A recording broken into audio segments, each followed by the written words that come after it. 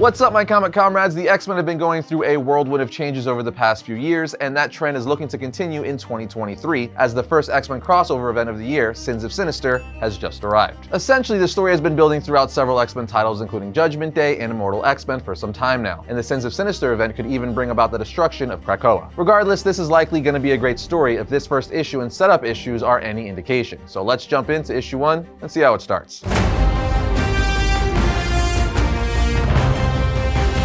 Alright, so let's start with a brief recap of what's been going on with Mister Sinister lately, so you're not completely lost when we jump into Sins of Sinister issue 1. To give you a quick lead into Sins of Sinister, we can just talk about the Immortal X-Men series, specifically issues 9 and 10. You see, it's there we find out that Mister Sinister has taken a Moira clone whose mutant power is to reset reality. And essentially, he's using this ability to give himself saving points like in a video game in case his plan doesn't work out. That way, he could just restart from a certain point every time, giving him infinite chances to enact his plan. And around the 10th time, he's able to act out his plan, killing several members of the Quiet Council, such as Xavier, Hope Summers, Exodus, and Emma Frost. But as we know, due to the Krakoa resurrection protocol and mutants being immortal now, no mutant permanently dies. So when they are resurrected, the Quiet Council throw Mister Sinister into the pit, aka the Krakoa prison. The only problem is, it's revealed at the end of Immortal X-Men issue 10 that the resurrected Charles Xavier is part Sinister clone now, as we see the infamous red diamond on his forehead. Don't worry, I will explain to you how Mister Sinister was able to make Xavier and the others a Sinister as we get into Sins of Sinister issue 1. So let's jump into issue 1. It starts off with Mister Sinister 10 years in the future as eggs are hatching with people coming out, as Mister Sinister says to them, "To me, my me's." We are then brought to the present where the book picks up exactly where issue 10 of Immortal X-Men left off. But it's here that we see not only is Xavier a Sinister, but so is Emma Frost, Exodus, and Hope Summers. All 4 of the Quiet Council members he killed in the Immortal X-Men. Now before we go any further, let me explain. You see, Mister Sinister was a big part of the mutants becoming eternal. Every time a mutant was brought back to life through the resurrection protocols, Sinister's DNA database was accessed, because in order to bring someone back to life, you need to make sure their DNA is correct, as DNA literally makes up every individual living thing. And since DNA is his specialty, that's why he's a big part of the resurrection protocol, despite him being a notorious X-Men villain. But since he's a villain, he is wanting to take over the world and the universe. So when the Krakoa project was started, Sinister made sure he implanted his own personality as a virus of sorts into the DNA that was held in the resurrection protocol database. He did this so that every time a mutant was resurrected through their protocols, they would be a partial clone of himself. The problem was Hope Summers' power was a main necessity for the resurrection process, and her power stopped Sinister's virus from taking hold of any of the mutants that were resurrected, which is why Sinister was trying to kill Hope and basically every other member of the Quiet Council repeatedly until he ultimately did, as we saw in Immortal X-Men issues 9 and 10, which brings us to now. See, I told you I would explain everything. Now, with Xavier, Emma, Exodus, and Hope all Sinisters, they secretly start to enact their plan, as Xavier says to the Quiet Council, "With Sinister finally gone, we can reconsider our program. It has gone deeply awry. We need a new Krakoa, a kinder one. We need to share more with the humans," including working toward total access to immortality. Playing her part, Emma Frost says, "No, absolutely not. We've been through this before. We must care for ourselves first." Charles responds, "We are creatures of forever now and must play a longer game. But we need not rush. It's more important to ensure we have time to bring them back." It's at this point Storm, who is not a Sinister, but on the council, stands up saying, "I could see the wisdom in this approach, but the practicalities concern me. Can we really do this?" Xavier ultimately answers saying, "Forge perhaps has the skills to pick up where Sinister left off." The comic then jumps to 1 year in the future where we see Jonah Jameson talking to Ben the reporter. Ben pulls out some sort of gun needle device and injects it into Jameson, saying, "Trust me, I need to do this to trust you." Ben then looks at the results saying, "Thank God, you're still you." Ben starts explaining to Jameson the Mutant Gift. Having this limited X gene implanted to guarantee immortality, it's got a Trojan horse. There's some kind of para-personality. If you have the gene, you can be taken over by it at any time. Even if not, it warps you, pushes your worst impulses. Now think of the number of politicians who have had it already, and think about what that means. So basically, we find out over the course of a year, Charles Xavier and the mutants did indeed find a way to share immortality with the humans with the help of Forge finishing Sinister's work. As Ben the reporter revealed to us, the mutants gave humans a gift, giving them limited implanted X genes that gives them immortality. But as we and apparently Ben knows, it isn't all rainbows and butterflies. Anyway, after Ben reveals a Trojan horse that is inside of the the X gene implanted in humans, Jameson reveals that he is in fact a Sinister, telling Ben mutant kind released a fake test just to lure paranoid yet correct fools like you out. But good work. It may be your last story, but you're going out with your head held high. You're right, or at least mostly, a mutant gene for everyone and everyone for me, as they take Ben away. The comic takes us back to Krakoa, where we see Forge, who is now also a Sinister, develop a device that will destroy Krakoa. Once complete, he asks, who wants to kill Krakoa? Hope Summers says, me. What girl doesn't want to headshot a whole island from orbit? So she hits the button as a massive energy beam comes down on the island. Cypher, who is not a Sinister, asks Krakoa what's wrong, at which point Wolverine, who is a Sinister now, stabs him from behind, saying, never liked you, you little snoop. It's at this point Emma Frost, who again is a Sinister, addresses the world saying, people of Earth, I bring you a grim message. Orcus has attacked Krakoa with a huge EMC attack. It has killed our living island and wiped the banks of all psychic imprints. We have a mystical method to retrieve mutant ones, but all the human ones are lost forever. We grieve along with you for the loss of the ones you thought saved. We'll be acting against Orcus immediately. I hope you can join us. With the mutants tricking the world into thinking Orcus just attacked them, the Avengers ally themselves with the mutants and take down Orcus and Nimrod, which they successfully do as you're talking about the likes of Captain America, Thor, Reed Richards, Iron Man, and so on teaming with the mutants. Avengers and the mutants win with Captain America telling Cyclops there are a few dregs who escaped into space, but I think Orcus is finished. I just wish people had seen them for the danger they were earlier. Cyclops replies, their propaganda confused a lot. It's a shame. Our elective X gene is the safest way to ensure the minds are saved, but prejudice is hard to overcome. Maybe this disaster will encourage more to take the gene. Cyclops continues to say, actually, after today,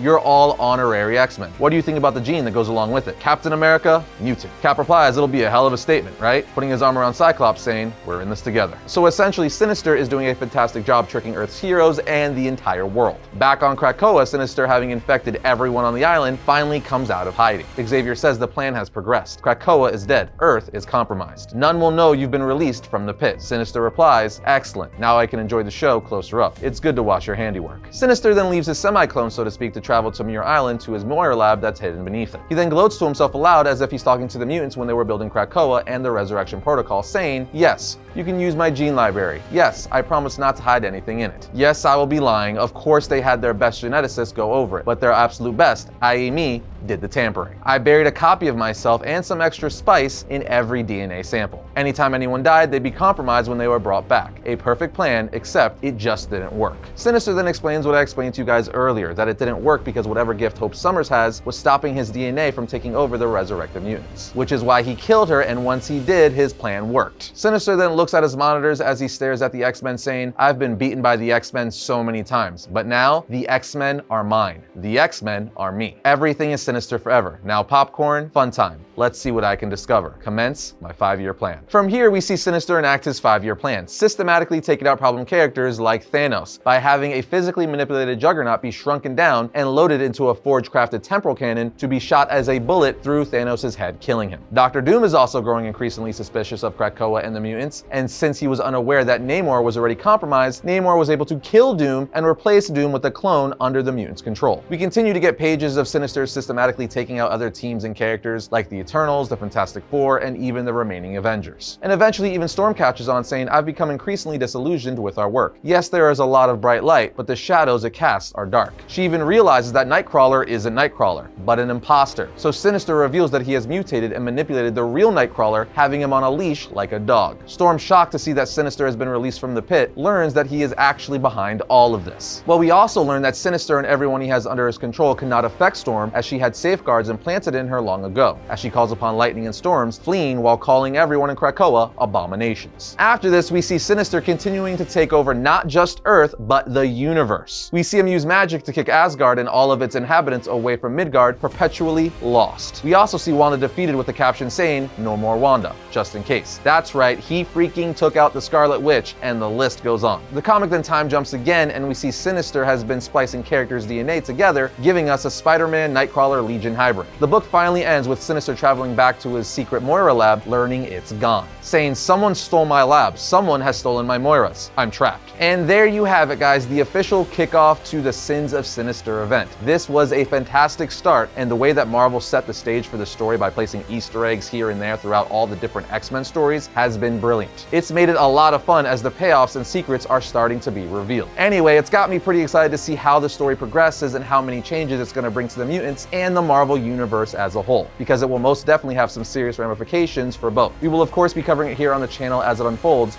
but what do you guys think of the story thus far? Let us know in the comments. And that's gonna bring today's episode to a close, but if you enjoyed this video, be sure to check out this one right here. And if you like all of our content, like, subscribe, and comment. It helps us out. But other than that, I'll see you next time when I talk about all things comics.